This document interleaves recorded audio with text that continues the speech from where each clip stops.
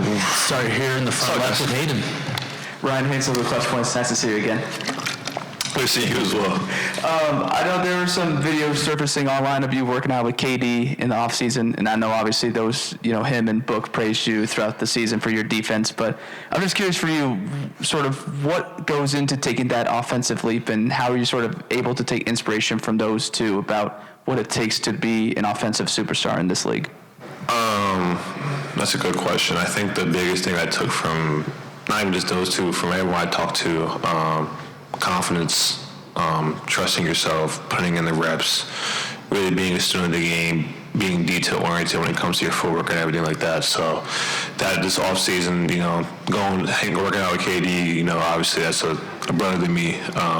And, him being able to have me come down and work out with him, just watching him work out and growing with him is great. And, obviously over time, hopefully that comes into my game, but just keep building and growing, not worrying about too much. And, that's what the off season's for, just trying new stuff and learning. But, now it's time to get back into what, I came here to do, and that's just playing defense and growing as that as well.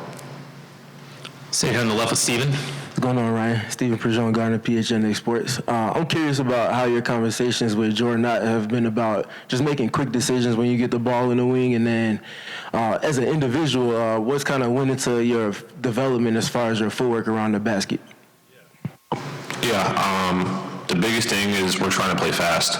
And, like you said, quick decisions on the catch, knowing where to be, attacking closeouts. And that's kind of the biggest thing. And, improving driving angles and getting downhill and, playing off to pump fakes and moving off my pivot foot and making reads like that is something that I've been trying to work on this offseason. So, they've been trying to help me do that. And, just growing, just being more confident to getting downhill and trying to score and finish from there.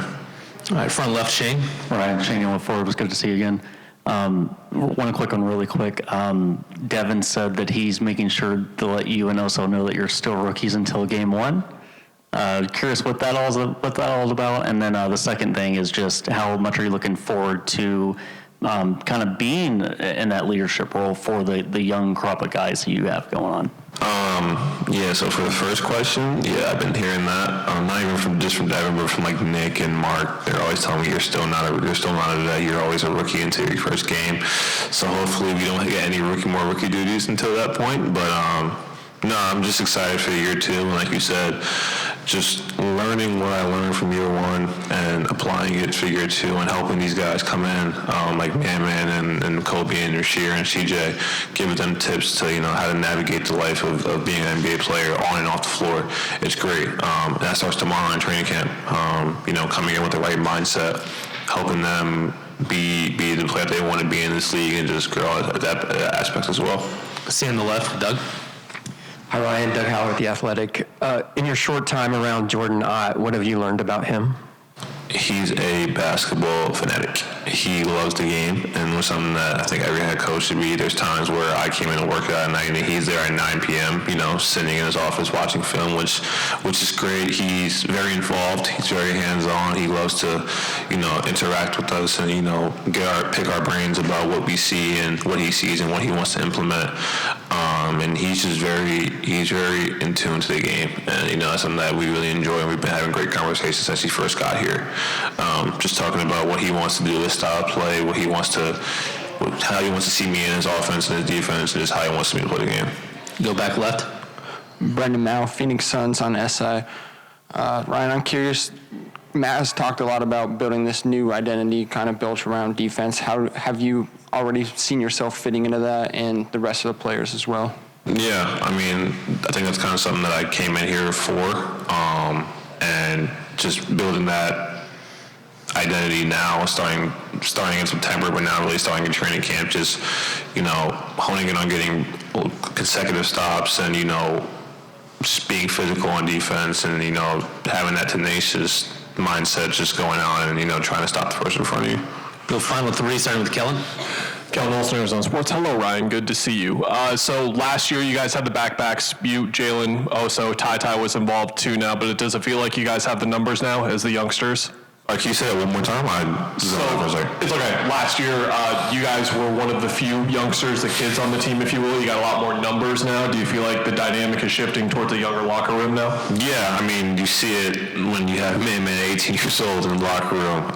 But it's great, you know, having more younger guys and, you know, guys that we can all talk to. And, you know, it's been great just, you know, learning these guys and learning what they like to do. And it's getting younger, it's getting more youthful, which I like, and people that we can relate to more. We've heard this man nickname for Kaman a couple of times today. Can you explain the origins of it? He had it at Duke. I think he had it growing up, and, you know, he told us everyone just call him Man, so we just call him Man now. Go to Dana. Ryan, hope you had a great summer. Just wondering, last year you came into the league, you proved people wrong that you're a three-point threat. According to the scouting report, didn't say that. You actually also proved about being the top on-ball defender and being put on the other team's best players at times and picking them up full court. So what's this thing that you're trying to prove this year that you added over the summer in particular? I don't want to say I'm trying to prove anything to anybody. I'm just trying to just improve my game and grow in every aspect I can. I think just my mindset now is I obviously like improve in shooting and you know, be more consistent in that, but not trying to have everyone say, oh, you can't shoot, I got to prove them wrong. Just continuing to work out, continue to get better in every aspect as I can, and just grow from that point on. Go final question in front with Dwayne. Yeah, Ryan, looking at Royce was just up here and he was talking about you shooting 500 corner threes. He's like, that needs to be consistent with you. I'm curious how that's working out, how that's playing out. Is that something that you've committed to doing every day? Or, I mean, how are you approaching that? Yeah, coming back in at night and shooting a lot. It's not just scoring threes, but above the breaks, you know, all that stuff, just to get multiple shots that I probably get has been great. Just feeling that out, getting the reps in, trying to be consistent in my form.